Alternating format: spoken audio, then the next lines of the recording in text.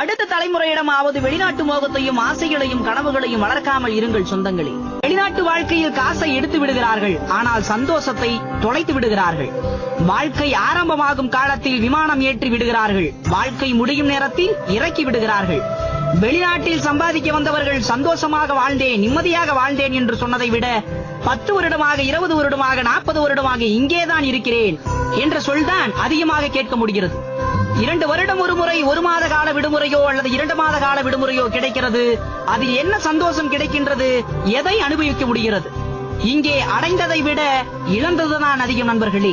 அம்மா, அப்பா, அக்கா, தங்கை, அண்ணன், தம்பி, மனைவி, குழந்தைகள், சொந்தங்கள், நண்பர்கள், நம் பிறந்த மண், நல்லது கெட்டது, சந்தோஷம் துக்கம் என எல்லாத்தையும் அனைவரையும் விட்டுவிட்டு, அனைத்து சந்தோஷங்களையும் இழந்துவிட்டு, காசு என்ற ஒன்றே என்று அனாதைகளாக வாழும் வாழ்க்கை தான் வெளிநாட்டு வாழ்க்கை.